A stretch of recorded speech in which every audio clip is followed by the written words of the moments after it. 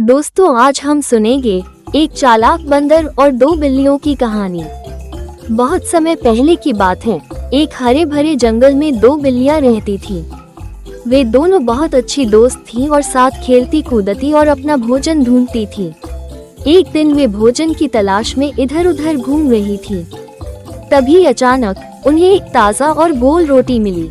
रोटी देखकर दोनों बिल्लियां बहुत खुश हो गईं। लेकिन जैसे ही वे उसे उठाने लगी, उनके बीच झगड़ा हो गया।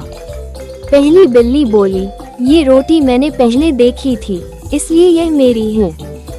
दूसरी बिल्ली ने कहा, नहीं, मैंने इसे उठाया है, तो यह मेरी है। दोनों में बहस शुरू हो गई और वे तय नहीं कर पा रही थी कि रोटी को कौन खाएगा।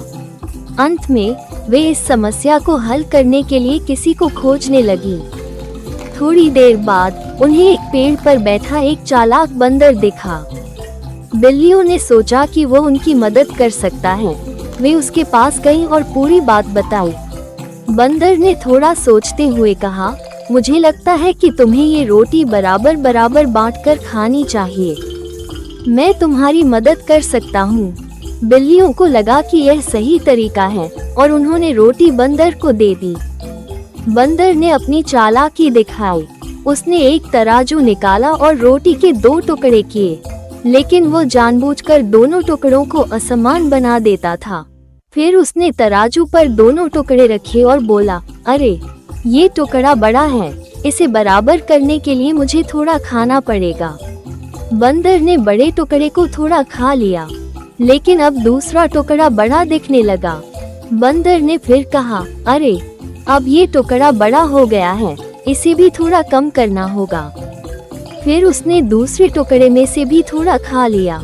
ऐसा करते करते बंदर ने पूरी रोटी खा ली और बिल्लियां देखती रह गईं। जब बिल्लियों को समझ आया कि बंदर ने अपनी चालाकी से उनकी पूरी रोटी खा ली, तो वे बहुत दुखी हुई।